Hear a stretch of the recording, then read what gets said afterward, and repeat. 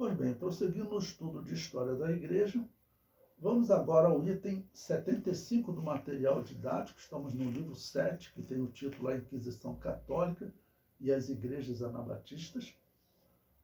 Esse título 75, Uma Jornada Fugindo da Inquisição. Bom, um livro que eu sempre recomendo a vocês é um trecho que eu tirei para essa nossa leitura. É O Espelho dos Mártires. Não? Um livro que ele foi escrito lá em 1660, irmãos. Para vocês verem, é um livro que ele tem, olha, 356 páginas. Um livro que relata histórias e mais histórias de anabatistas sendo mortos. É um livro que eu recomendo a todo cristão. Tem história aqui, irmão, de esses cristãos que estão sendo jogados aos milhares na fogueira. Tem histórias aqui que eles relataram de cristão que o católico amarrou, colocou lá no tronco, tá, o cristão amarrado, preparou as madeiras, botou fogo, e o fogo incendiou a madeira toda e o cristão lá não pegava fogo, ele não sentia nem calor. Né? Imagine a glória que foi, né? E o cristão glorificando a Deus porque ele via fogo em volta dele, o fogo não pegava no corpo dele, né? E os católicos tiveram que, para conseguir matar o cristão, cortaram ele em pedacinhos, porque não conseguiam matar o cristão. Seria um momento, né, que assim, as poucas histórias que nós temos são gloriosas, mas certamente seriam centenas, milhares de livros como esse que poderiam ser escritos, né? Muitas histórias tristes, como nós ainda veremos, até temos visto e veremos mais de crianças, mulheres e velhos sendo mortos. E esse aqui, o título até coloquei, Uma Jornada Fugindo da Inquisição, porque quando começava a chegar os inquisidores numa determinada região e começava a investigar, eles colocavam logo uma cidade e chamavam interdito. E começava uma investigação. Os cristãos tinham que fugir. Os cristãos tinham que sair peregrinando pelo mundo. Por isso que eles eram chamados, se identificavam como a Igreja dos Peregrinos. Bom, então aqui ele vai relatar exatamente um discurso que o irmão faz. Olha, nós vamos sair, vamos peregrinar por tais locais até chegar ao país tal, assim, onde nós sabemos, um dos locais que eles tinham uma certa tolerância nesse período era na Boêmia. Ok? Bom, então, item 75, Uma Jornada Fugindo da Inquisição. Bom, o ano que nós estamos estudando é o último ano do século XIV, o ano 1400. O texto apresentado abaixo foi publicado em 1660 pelo anabatista Tilleman Brest, sob o título O Espelho dos Mártires, a Última Jornada. Ele diz: as últimas palavras foram escritas no ano 1400 por um irmão na fé. Ele usa a linguagem simbólica para descrever a última jornada de milhares e milhares de irmãos mártires. Ele diz: com esses poucos passos que nos restam, faremos uma longa viagem, que apesar de triste, não deixa de ser maravilhosa. Primeiro passaremos pela montanha de Lombardia, perto de Novária. No percurso dessa jornada, chegaremos às cidades de Crema e Steia, na Áustria, e Zwidenitz, na Polônia, e de Marsella, na França. Prosseguiremos até a Boêmia e chegaremos ao nosso destino nos países do Mar Báltico. Bom, os países do Mar Báltico, lembre-se, estava havendo guerra dos católicos contra essa região, porque ainda tinham bárbaros lá praticando paganismo. Era uma região que o catolicismo era fraco ainda. Então, vamos dizer, algum cristão que peregrinava pela Europa, porque eles viviam peregrinando. Lembre-se, Walter Lollardo, que morreu foi martirizado cerca de 78 anos antes, ele era holandês, mas fugindo, conhecemos a história dele pregando na França, Inglaterra, a Alemanha, acabou sendo preso na Alemanha e morto pela Inquisição Católica. Ele prossegue: o que encontraremos nessa jornada, meus prezados amigos? Nada que agrade a carne. Fogo e chamas nos ameaçarão pela direita e águas profundas pela esquerda. E no meio, a cadafalsos sangrentos, forcas, rodas, que é um instrumento de tortura, né? Fogueiras e inúmeros instrumentos horríveis destinados à morte e à tortura, que fazem com que os homens morram devagarzinho, como se morressem 1000 vezes. Isso está na página 141 do livro. Então, para vocês terem ideia, eu extraí aqui um pequeno trecho. Tá bom? Eu extraí aqui um pequeno trecho. Essa história completa, só que nesse livro, eu tirei um trecho dela, ela pega 2 páginas. Eu tirei um trecho pequeno aqui para vocês poderem ver. Então, isso aqui podemos dizer que é um dos poucos documentos que sobreviveram. Alguém que relatou e conseguiu anotar e permaneceu, porque você escrever nesse período era difícil, ainda não existia prensa, né? Hoje nós pegamos, escrevendo, colocando no computador, imprimimos, mandando pelo Zap, praticamente nem precisa imprimir mais. Mas nesse período era muito difícil. Ainda mais para uma igreja perseguida, né? Bom, eu cito também agora um trecho daquele historiador Monastier, na obra dele, Igrejas Valdenses. Monastier, ele foi um pastor valdense que escreveu lá em 1846, sempre mostrando documentos para vocês poderem ver, né? Ele diz o seguinte, olha: em um período não exatamente conhecido, perto do final do século XIII, talvez no início ou ao longo do século XIV, que é o que nós estamos estudando, né? Os valdenses dos vales, para remediar o inconveniente resultante da sua existência amontoados num espaço muito pequeno, voltaram seus pensamentos novamente em direção à Provença. Bom, uma pausa aqui, um espaço pequeno, porque os vales, essa região isolada, que era uma região gelada, né? Junto dos Alpes, umas montanhas, que era uma região bem fria, mas ali o catolicismo tinha pouca ação. Então foi ali que os cristãos se esconderam. Nós encontramos na história, desde os anos 600, né, muitos cristãos vivendo nessa região. Tá bom? Então, para a Provença, onde muitos de seus antepassados foi forçado a desistir durante as cruzadas contra os albingenses. Albingenses é o nome dado a anabatistas que viviam na cidade de Albi, na região de Albi. E essa cruzada que nós estudamos, né, aconteceu de 1209 a 1244, para você ver que não era coisa simples. Não? Só nesse caso aí são 35 anos. 35 anos fugindo da perseguição católica. Só nessa cruzada, nessa região da França. Então eles fugiram, foram lá para a região de Piemonte, os vales de Piemonte. E lá, aquela região gelada, não eram terras férteis, né? E agora eles estão lembrando de Provença, né? Umas terras férteis, ó. Terras férteis, embora não cultivadas no interior dos vales habitados que margeiam o rio Durance, a leste de Cavaillon, tendo sido concedido aos seus representantes pelos proprietários em condições vantajosas, eles enviaram para lá o excedente da população. Então, veja, a região dos vales estava lotado de anabatistas.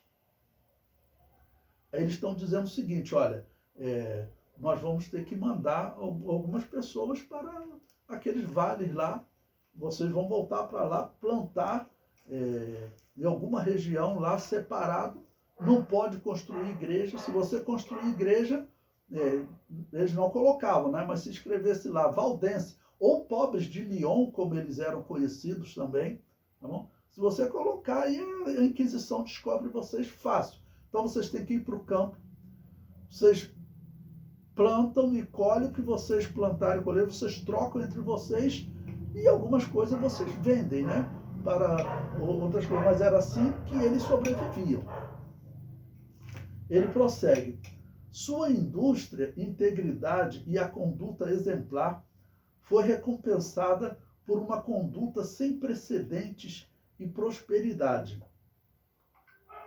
Gabrieles, Merindol, Lormarin, Cadenet, Gordes, cidades de tamanho considerável, foram sucessivamente fundadas e ampliadas por eles. Ou seja, ele fala, né, ele escreve lá, já no século XIX, tá bom? Escreve no século XIX, e ele diz que muitas cidades que no século XIX existiam, essas cidades, elas tinham sido fundadas por anabatistas que viviam naqueles vales, ok? Viviam naqueles vales, e ali naqueles vales, aquele vale foi se desenvolvendo, e já lá nos anos 1800, ele escreveu em 1852, lá nos anos 1800, agora eram cidades, ok? Eram cidades. Então, foram fundadas por esses anabatistas. Ele prossegue. Tal era a sua prosperidade que, quando Francisco I fez com que fossem perseguidos e massacrados pelo infame Deopede no ano de 1545, não menos que 22 cidades, vilas e aldeias foram destruídas. Olha, nós veremos que em 1545 vai acontecer que alguns anabatistas desses vão apostatar da fé. O que eles farão? Eles, 1545, lembre-se, o protestantismo ele estava forte na Europa. Então terão alguns anabatistas que eles vão dizer o seguinte, olha, vamos nos tornar protestantes. Assim, nós teremos a proteção dos protestantes, porque os protestantes, eles tinham exércitos. Eles organizavam guerras, matavam católico, católico matava eles. Então, nós veremos que teve alguns anabatistas que eles, então, inclusive adotaram o batismo de recém-nascidos. Isso foi mais ou menos no ano 1525, nós vamos estudar isso. Só que 20 anos depois, os católicos retomam uma região que era controlada pelos protestantes. E quando os católicos retomam essa região, eles fazem um massacre, irmãos. Tá bom? Como aqui está dizendo, olha, 22 cidades, vilas e aldeias destruídas e eles massacrados. É um dos maiores massacres da história da Europa. Nós vamos estudar essa história, né? Bom, coloquei aí abaixo para vocês verem que até o Espelho dos Mártires cita um cadafalso, né? O que era cadafalso? Era uma edificação que os católicos construíam, que era um tribunal, normalmente improvisado de madeira que eles construíam para eles julgarem, que eram muitos julgamentos, irmãos, eram milhares de anabatistas. E eles faziam um espetáculo. O rei, o nobre, o dono das terras, onde era prendido anabatistas, ele tinha que participar, né, da busca e ele tinha que assistir o julgamento. Tinha que assistir pessoas queimando na fogueira. Nós mostramos também alguns textos de nobres e reis que eles não quiseram matar. Não quiseram matar. Alguns padres que eles não queriam torturar. Então, alguns nobres também, que eles criavam dificuldade, eu mostrei para vocês documentos da Inquisição que ele dizia, olha, então, antes o padre prendia para o governo civil torturar e matar. Já que eles não querem matar, a partir de agora nós mesmos vamos torturar e matar. Bom, Monastier prossegue.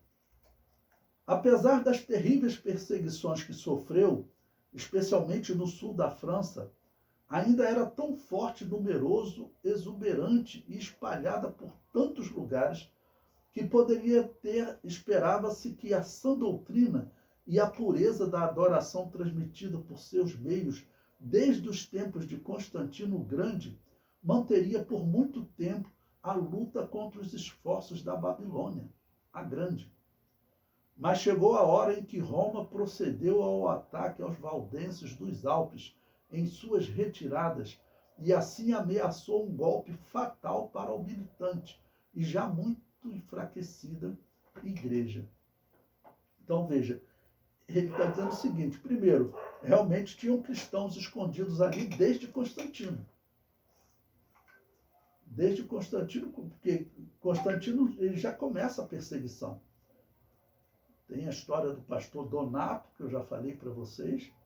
O pastor Donato era um anabatista, que os católicos chamam de donatistas. E Donato ele foi proibido de pregar o evangelho no Império Romano Católico. Então, esse historiador está dizendo que eles viviam escondidos e chamam a Babilônia a Grande, que é assim que o Apocalipse a chama, né? E é assim que os anabatistas, fossem eles valdenses, picardes, paulicianos, donatistas, não, qualquer um deles, era assim que eles chamavam a Igreja Católica. Porque eles viam, quando tinha um sepultamento, era um momento que eles se confrontavam com os católicos. A história de John Wycliffe, eu contei um resumo ali para vocês. Mas a história de John Wycliffe diz que certa vez ele encontrou um casal chorando porque eles perderam a criança e a criança não tinha sido batizada e o padre ele também exigiu um dinheiro para tirar a alma daquela criança do purgatório infantil, né, que chamavam de limbo. Não, se não tem dinheiro para pagar, teu filho vai ficar vagando por aí. Se você vê algum pernilongo piscando à noite, sabe o que é isso? É a alma do teu filho que está perambulando aí pelas trevas. Aí o casal saiu triste, chorando. Aí John Wycliffe encontrou ele. Isso é contado até no filme sobre John Wycliffe que tem no YouTube. Ele só não detalha ali que John Wycliffe era, na verdade, um anabatista, né? Isso tem no filme. Aí John Wycliffe encontrou com eles, né, falando de Jesus para eles. Aí eles contaram a história deles. Ele falou assim: vocês acreditaram nisso? Seu filho morreu inocente, ele está descansando com Deus. Não tem essa de purgatório para pequeninos, nem para adulto tem purgatório. Então, você vê como o mundo está sendo enganado por essas histórias católicas. Cada pessoa que é batizada no catolicismo é dito para ele que ele se livrou do pecado original. O Putin, lá na Rússia, ele foi batizado lá na Igreja Católica Ortodoxa, né? É dito para ele que ele se livrou dos pecados originais. Você acha realmente que aquele indivíduo está livre dos pecados originais? O pecado original que ele recebeu de Adão e Eva? Então, as pessoas estão acreditando nisso. Então, você já está salvo. Na hora que você morrer, o padre vai lá no cemitério e tira a tua alma do purgatório e pronto, tu vai para a eternidade. É isso que eles falam para o Putin. O Putin, lá na Rússia, você vai encontrar ele lá nas igrejas católicas ortodoxas normalmente. Ele, se fosse verdade a doutrina católica, você poderia se preparar para lá na Nova Jerusalém você encontrar com o Putin. Já pensou, rapaz? Que profanação seria da Nova Jerusalém? Só Jesus. Bom, prosseguindo, né, na leitura dessa história dos anabatistas, eu vou dar destaque aqui a essa obra de Monastier, que foi um pastor valdense, que escreveu em 1846, e ele conta, é uma obra, irmãos, de quase 500 páginas.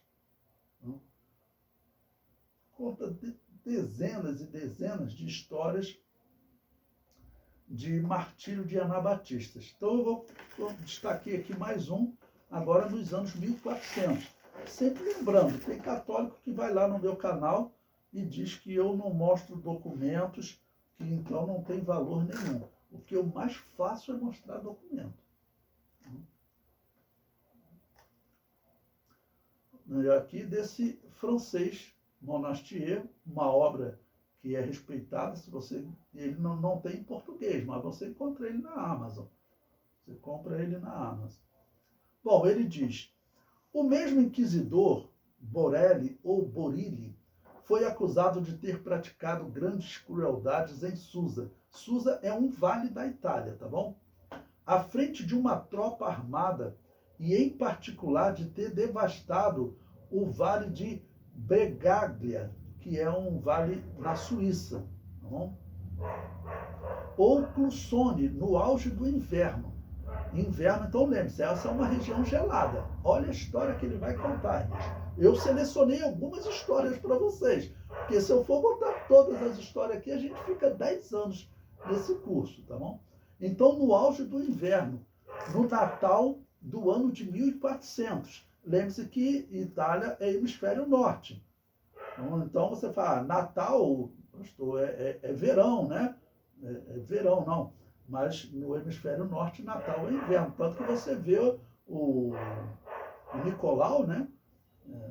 O Papai Noel católico, ele andando sempre na neve, no Natal, né? Ok? Então está no pior frio da Europa. Aí ele prossegue. Os historiadores valdenses colocam o ódio deste ataque às pessoas pertencentes ao Vale de Susa. Está contando a história de um vale que foi atacado. Os pacíficos habitantes de Bregaglia, inesperadamente atacados numa época do ano em que imaginavam protegidos pelas neves que cobriam os Alpes e declives das montanhas. Só podia fugir com a maior pressa homens, mulheres e crianças para as alturas e escarpas rochosas. Ou seja, vai fugir para a região mais gelada ainda, para tentar se esconder, porque, por via de regra, como ele está dizendo, eles não pegavam em armas nem para se defender. Então, por isso, eles, vamos dizer, pacíficos habitantes, foi assim que eles chamaram. Ele chamou pacíficos habitantes. Ele prossegue. Os fugitivos, sendo perseguidos sem intervalo até o anoitecer, caíram muitos deles pela espada do inimigo, ou foram feitos prisioneiros. Outros, ainda mais miseráveis, pereceu miseravelmente de fome e frio nas rochas. Porque eles estão indo para uma região gelada, né? Então, chegando naquela região, sem proteção, estavam frio nas rochas, cobertas de neve e gelo. As mais numerosas companhias em fuga em direção a Marcel, no Vale de São Marino, Itália, passou a noite numa alta montanha, num local ainda chamado de Alberga, ou o refúgio. Uma pausa aqui para explicar a vocês. Não sei se vocês já enfrentaram um frio, assim, numa montanha. Eu já enfrentei de 8 graus negativo. Tá bom? Irmãos, eu estava dentro de uma barraca, com um monte de roupas de frio, roupas especiais, que são chamadas de segunda pele, tá bom? E toucas de lã, meia de lã. Irmãos, o frio era tão grande, eu ficava só com o nariz assim do lado de fora, e tinha vezes que eu tinha que cobrir o nariz, de tão frio. Agora imagine essas pessoas sem agasalho específico. Eu morei também em Curitiba um período. Você sabe que Curitiba tem período do ano que não sai água na torneira. Então você tem que estar dentro da sua casa muito bem protegido com uma lareira para você sobreviver. Bom, o historiador prossegue.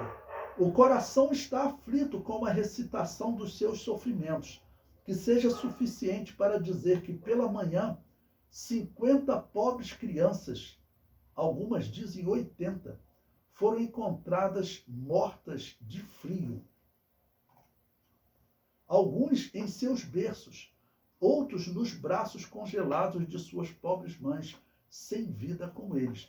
Você veja, eu tirei um trecho dessa história. Ele relata essa história, vamos dizer, com mais detalhes. Pessoas se escondendo dentro de cavernas para se proteger do frio, né? E os soldados católicos, tem casos que eles cercam a caverna, então, e para as pessoas não saírem mesmo, deixa, eles vão morrer de frio lá dentro. Ou então vamos esperar aqui para nós matarmos eles à espada.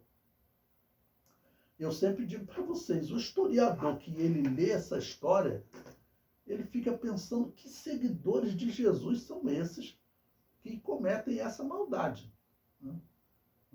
E, como eu disse para vocês, eu cito aquele livro O Espelho dos Mártires, o livro dos Mártires, não? E tem livros tem histórias que não são relatadas nesses livros, porque na época também não tinham acesso a todas as histórias, só que esses documentos, com o tempo, eles foram sendo abertos. E esse aqui é um pesquisador lá de 1840. Então, escreveu em 1846. Então, ele foi contar a história de igrejas que viviam nessa região dos vales, através de documentos que ele encontrou. Ele encontrou todos os documentos de execuções? Com certeza que não.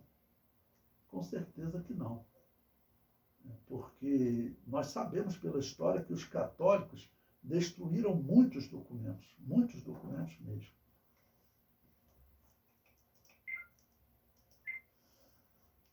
Bom, agora vamos ao item 77 do material didático.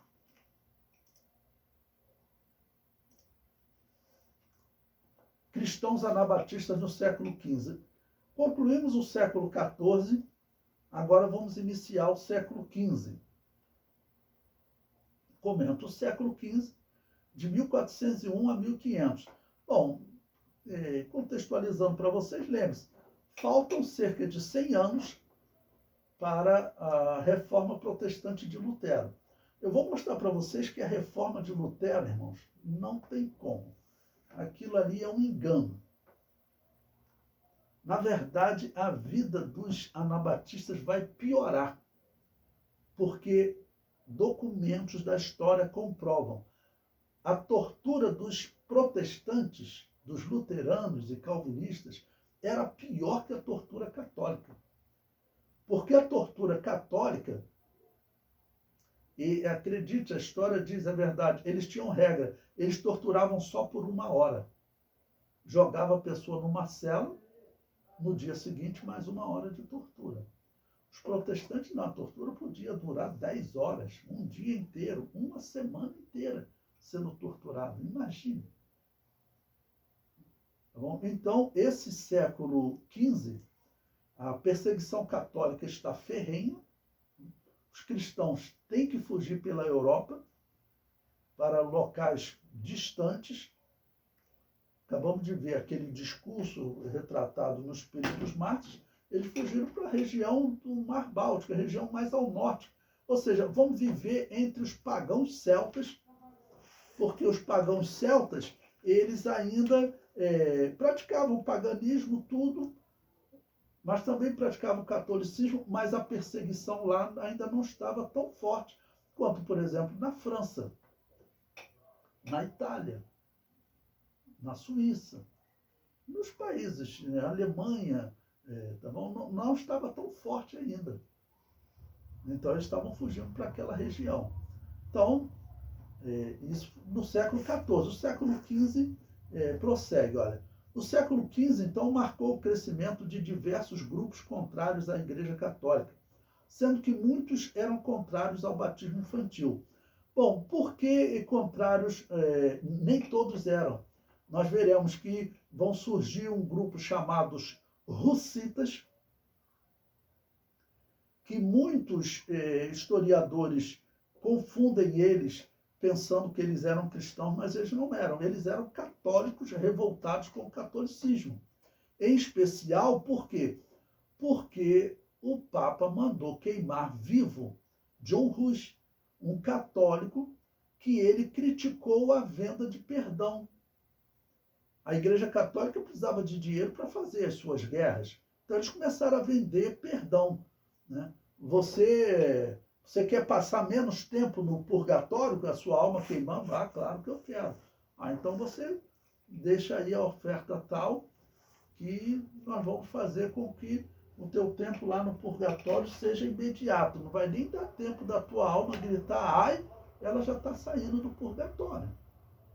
A venda de perdão era comum. A venda de cargo eclesiástico, eu tenho falado para vocês, era comum. A de perdão também.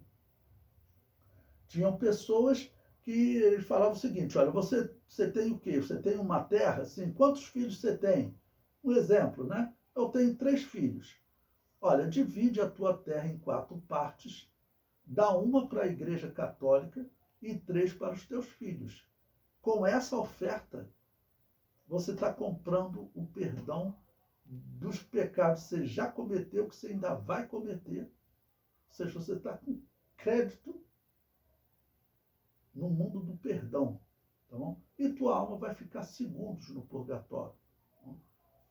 E para minha alma nem passar pelo purgatório. Aí você tem que ser enterrado no terreno católico. Se você for no interior, você vai encontrar nos fundos da Igreja Católica um cemitério. Algo sinistro, né? Algo muito sinistro. Mas por que as pessoas são enterradas ali no terreno da Igreja Católica? Aquilo ali é caríssimo, irmãos. Então, é uma garantia de que a pessoa ia ficar um segundo ou nada no purgatório. Ela já estava livre do purgatório já. E então vai crescer nesse período católicos que eles vão falar, não é possível pregar isso, né? Esse negócio de venda de perdão não está certo. Um deles vai ser John Hus. Ele vai ser queimado vivo. Também porque ele admirava as obras de John Wycliffe. Eu procurei até hoje, não achei uma comprovação de que John Hus se tornou anabatista. Mas teve ele e um outro companheiro dele de catolicismo, que eles, Jerônimo de Praga, nome dele, que eles tinham admiração pela obra do anabatista John Wycliffe, mas eu nunca consegui uma prova de que eles se converteram. Tá bom? Mas eles viviam aonde? Na República Tcheca. A República Tcheca era uma região que ela, a atual República Tcheca, né? Na época era chamada de Boêmia. A República Tcheca era uma região que eles eram mais tolerantes. Teve diversos reis que não aceitaram perseguir os anabatistas. Enfrentaram o Papa. O Papa ameaçava, dizia que ia largar a alma dos reis no purgatório, e tinha alguns que aceitavam perseguir, mas teve uns que não perseguiram. Então os anabatistas se desenvolveram muito.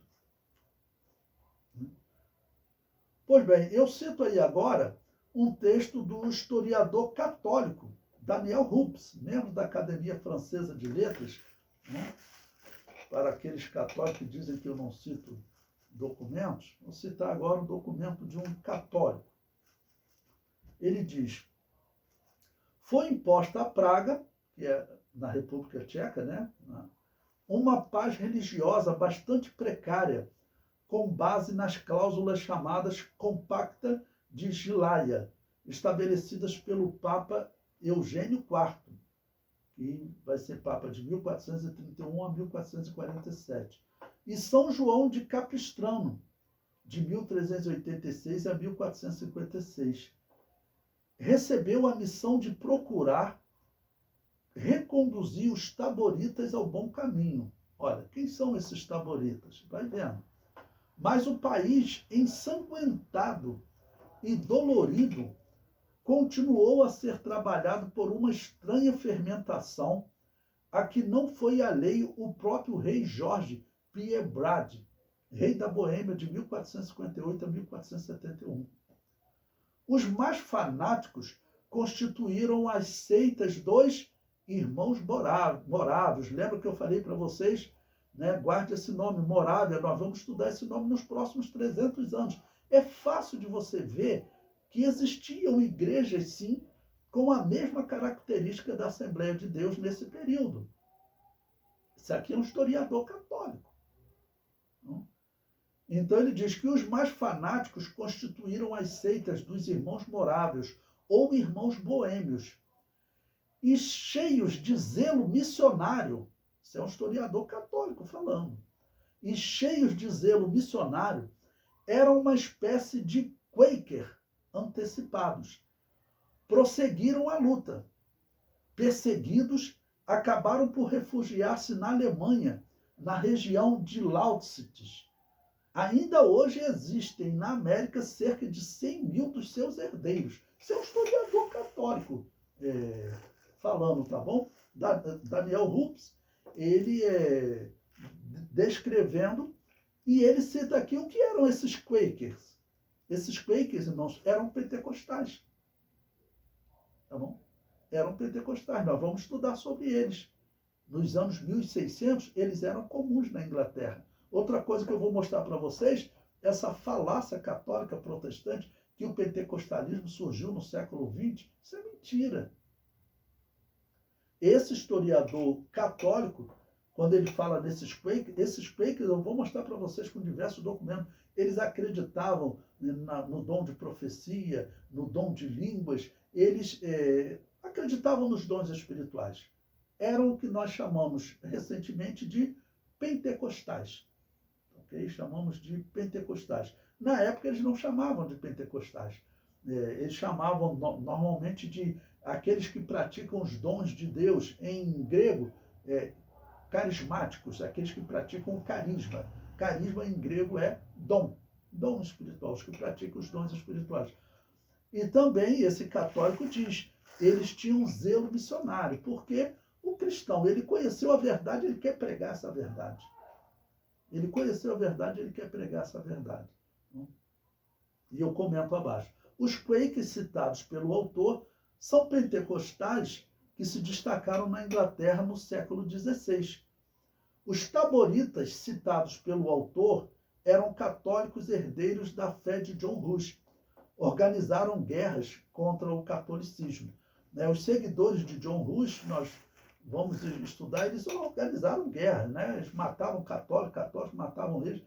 Serão aí uns 30 anos de guerras entre católicos e russitas. O herdeiro da fé de John Hus, ele até foi feito um filme sobre ele, que foi um general que lutou contra essa imposição católica de matar cidadãos de Praga por eles terem uma fé diferente.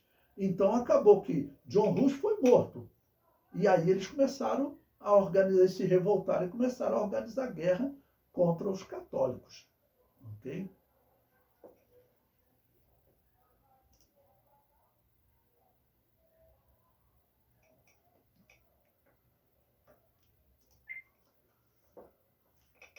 Pois bem, prosseguindo agora na página 116 do material didático, vamos falar do item 78, as orientações para os inquisidores. Bom, mais um trecho que eu tiro daquele livro, O Espelho dos Mártires, em que ele relata documentos também que nós encontramos dos historiadores da Europa, mas ele relata aqui as instruções que os inquisidores, quem ia investigar, esses cristãos que foram mortos nos vales da Itália, que eu mostrei para vocês, nos vales da França, como que os inquisidores eram orientados? Você vai investigar pessoas perigosas, que elas têm que ser torturadas para ela confessar a fé católica, e depois pode até matar, porque se ela confessar a fé católica, ela vai salva. E essas eram palavras de Agostinho de Hipona, que eram repetidas pelos católicos, Bom, então ele descreve, número 1, olha, não é permitido, como não é aconselhável, discutir assuntos de religião na presença de leigos. Se alguém se disser arrependido de ter apostatado da religião católica, não acreditem, a não ser que denuncie todos os seus conhecidos que se apostataram. Bom, o que ele está falando? Leigos, quem eram? Eram anabatistas, que eram chamados de pregadores leigos, porque muitos deles aprendiam a ler para ler a Bíblia. Eu sempre cito como exemplo para vocês o meu pai. Meu pai, ele aceitou Jesus lá na década de 50, ele aprendeu a ler para ler a Bíblia. O pastor dele, lá em Petrópolis, exigiu isso dele. Ok? Então, ele está falando, olha, não discuta com eles. Por quê? Eu mostrei para vocês a história de inquisidores que foram debater com anabatistas, né, e viu a postura das pessoas, que não era agressiva, e as pessoas falando da palavra de Deus para eles, diversos inquisidores se converteram. Então, ele falou, não faça isso. Prendeu alguém que abandonou a Igreja Católica, ele diz apostatou da fé católica, você não pode discutir com ele, tá bom? E se ele disser, não, eu estou voltando a ser católico, não, só se ele denunciar onde estão os outros anabatistas. Terceiro ponto. Aquele que não denunciar os demais apóstatas precisa ser excomungado da igreja como se fosse um membro enfermo, para que os membros sadios não se contaminem. Né? Ou seja, mesmo a pessoa, vamos dizer, teoricamente se arrependendo, ele tinha que ser excomungado. Número 4. Depois do apóstata ser entregue ao juiz secular, é preciso ter grande cuidado para que este não prove sua inocência, nem mostre ao povo que é indefeso. Se um destes for solto, a fé católica sofre o perigo de ser destruída. Isso aqui é praticamente uma confissão, né? Uma confissão.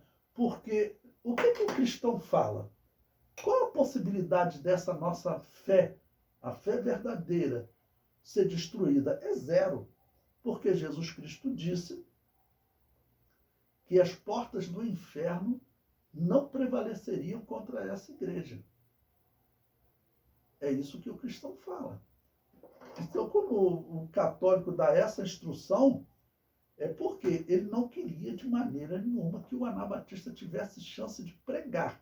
Entre os instrumentos de tortura que nós estudamos nesse livro, lembre-se que tinha lá o que eles chamavam de forquilha do herege.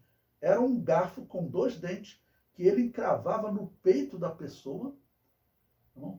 E ele encravava aqui debaixo do queixo e tinha tipo um parafuso que ia levantando até que a pessoa não conseguia abrir a boca, não conseguia falar. Por quê? Porque o anabatista era levado pela rua, as pessoas podiam bater nele. Não? E muitos anabatistas iam apanhando e pregando. Aqui no Brasil, o Daniel Berg, na perseguição católica protestante contra a Assembleia de Deus, o Daniel Berg, certa vez, ele foi obrigado, né, a fazer trabalho forçado, carregar pedras. E diz que ele era muito forte, né, um sueco muito forte e tal. Ele carregava pedra pregando o evangelho para as pessoas. Nesse período já não podia mais usar a forquilha do herege. Não? Mas, lá em 1400, era comum. Então, o anabatista ia para um lugar de morte pregando o evangelho. Dessa história que tem no livro dos Mártires, que é uma das histórias mais impactantes, um cristão que eles botaram ele na fogueira, amarraram lá tudo, tacaram fogo na madeira e o fogo não pegava, né? Diz que é o cristão pregando para as pessoas. Né? Na história das bruxas de Salem, eu vou relatar para vocês. Teve um judeu que presenciou, ele relatou aquela história, porque o protestante não vai contar essa história. O pregador anabatista Burroughs, o nome dele, ele fez um sermão emocionado, não? Pregando para as pessoas, denunciando o protestantismo, e as pessoas falaram, vocês vão matar um pastor, olha que nós conhecemos ele daqui, e o protestante falou, não, ele não é um pastor autorizado. Por quê? Porque ele não se rendia ao protestantismo. Ali não era catolicismo matando, não, era protestantismo, irmãos. E como eu sempre digo para vocês, esse negócio de queimar, enforcar, matar, isso é coisa do demônio. Nós temos que falar assim abertamente. Aí, nós ainda podemos dizer que catolicismo e protestantismo é coisa do demônio. Porque esses homens que matam, isso não é coisa comum. Então, esses protestantes que mataram esse homem, é coisa do demônio. Nós vamos estudar a história desse pastor que foi morto. Ok? Então, aqui, eles faziam de tudo para que ele não pudesse provar sua inocência. E uma das coisas que eles usavam era essa forquilha do herege. Tá bom? Não podia dar chance a ele de falar. A única coisa que você pode falar é confessar a fé católica. Você confessa, não porque eu sirvo a igreja verdade. Não, já começa a bater já. Um dos exemplos, né? O indivíduo estava lá todo amarrado, era marretada no pé da pessoa. Uma área super sensível, ossos que quebram fácil. Então, eles faziam de tudo para o cristão não pregar. A quinta recomendação. É preciso exercer muito cuidado perante o povo para não se comprometer a poupar a vida do apóstata, caso esse se mostre disposto a reconhecer seu erro. Ou seja, mesmo se ele reconhecer o erro, não poupe a vida dele. Pois qual o herege que não se mostraria arrependido para não ser queimado vivo? 8. Observe. O inquisidor precisa sempre partir do ponto de vista de que o réu está sem razão, sem lhe dar a menor consideração. As perguntas dirigidas ao mesmo devem ser específicas. Nunca, por exemplo, indagando: você já teve comunhão com outros hereges? Não pergunte: você em alguma ocasião hospedou alguém desta seita? E assim por diante. 7. O inquisidor pode ter um livro em sua frente, fazendo de conta que tem a vida e a conduta do réu anotadas, bem como todas as supostas provas da acusação. Lembre-se que uma acusação, ela era assumida como verdade. O acusado, ele tinha que provar que ele não era herege. E ele nunca tomava conhecimento do acusador. E falou: olha, você pode fingir que está lendo. Irmãos, mesmo nessa época, muitos dos reis não sabiam ler. Ler era coisa rara, né? Então você pode fingir que você está lendo. Estou lendo aqui que você frequentou a igreja dos hereges, vamos dizer, nomes que eles estão citando aqui, né? Picardes, valdenses, anabatistas. Você serviu com essas igrejas? Eu estou vendo aqui que você serviu. Não, mas... Você confessa a fé católica depois dessa leitura? Se a pessoa tentasse pregar o evangelho, ela ia para a tortura. Item 8. É preciso ameaçar o réu com a morte. E caso não se mostre arrependido, lhe dizer que seu destino já está determinado. Que agora o interessante para ele é pensar em sua alma perdida e abandonar a heresia. O seu destino já está determinado, você vai morrer. Se você confessar a fé católica, você, então, vai ser salvo. Mas, na verdade, o verdadeiro cristão sabia que confessar aquela fé significava ele ir para o inferno. E, normalmente, nessa confissão, ele exigia: então, confessa que você era adorador do demônio. Se você estudar a história muito conhecida das bruxas de Salem, teve pessoas que escaparam. Porque foi falado: se você se disser adorador do demônio, você escapa. Só que o pastor anabatista não ia fazer essa confissão. O cristão vivia a vida toda como cristão. Agora eu vou morrer. Eu sei que eu vou morrer. Eu não vou me declarar adorador do demônio. Vou sofrer a tortura. Então, por isso que muitos eram mortos, né? Porque ele sabia: se ele se declarar adorador do demônio, ele ia para o inferno. E o que eles estavam fazendo? Observe, o catolicismo tentava, né, fazer com que o cristão fizesse uma declaração semelhante à que o Império Romano fazia. Porque o Império Romano exigia que o cristão se declarasse adorador de Júpiter, que o apóstolo Paulo chama de demônio. E aqui o catolicismo tenta levar o cristão a se declarar adorador do demônio. O protestantismo, lá nas bruxas de Salem, que é uma das matanças dos protestantes nos Estados Unidos, o protestantismo, ele vai exigir a mesma declaração do cristão. Só que o pastor e 2 membros da igreja dele que foram capturados não farão essa declaração, por isso foram mortos. A instrução para o inquisidor prossegue. Diga-lhe o seguinte, já que você precisa morrer, aceite com paciência o seu destino. Se ele disser, bem, já que tenho que morrer, prefiro morrer firme na minha fé e não na fé católica. Pode ter certeza de que este não vai se converter e, portanto, precisa ser sujeito às penas da lei. E tem exemplos assim, irmãos, de cristãos e até de não cristãos. Então, nós estamos aqui estudando no ano 1400, quando, em cerca de 100 anos, a Europa começa a invadir as Américas. Vocês vão entender por que os cubanos até hoje odeiam o cristianismo, odeiam o catolicismo, e eles aceitaram o comunismo de bom grado. Porque um dos maiores heróis dos povos que habitavam ali em Cuba, chamados indígenas nativos, né? Ele teve um que foi preso, eu não me lembro o nome dele agora, mas depois nós vamos estudar a história dele. E ele, no lugar de morte, sendo torturado, o padre falou para ele, se você confessar a fé católica, você vai para o céu.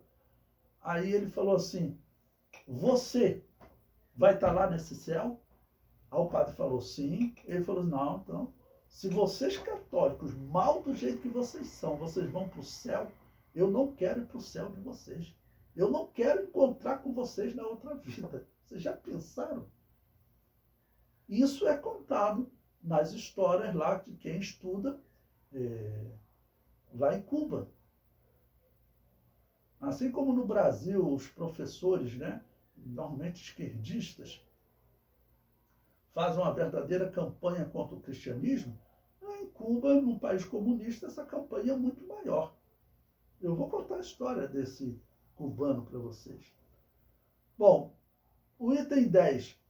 Observem também que os hereges normalmente dão respostas indiretas e, se pressionados, alegam que são homens simples e iletrados e, portanto, não sabem responder, sendo que normalmente os espectadores ficam comovidos com essa confissão, encarando-os como sendo vítimas da agressão. Os hereges se animam mais ainda e chegam até a chorar, como se fossem uns coitados, implorando aos juízes que deem um jeito de libertá-los com as seguintes palavras: meus senhores, se eu tiver errado em alguma coisa, de bom grado sofrerei o castigo merecido. Mas sendo que sou vítima de ódio e inveja, peço que me ajudem para que não tenha que sofrer inocentemente. A essas alturas, o inquisidor corajoso não pode amolecer, não pode deixar que se comova com tais fingimentos. Bom, uma pausa aqui para comentar com vocês. Acaba que o documento católico para instruir como matar as pessoas fica como um testemunho do que eles diziam, que muitos anabatistas iam para o lugar de morte e estão dizendo, olha, eu sou vítima de ódio e inveja dessa igreja. Ok? E tinham reis que realmente se comoviam e não aceitavam matar os anabatistas. Então ficou ali um testemunho, né, do que alguns anabatistas falavam. Por isso que eles, vamos dizer, botaram isso como documento e em alguns casos não deixavam nem eles falarem. E 11º, eu coloquei aqui, vamos dizer, alguns, vocês podem ler, um texto maior, né? Está lá na página 143, ok, desse livro.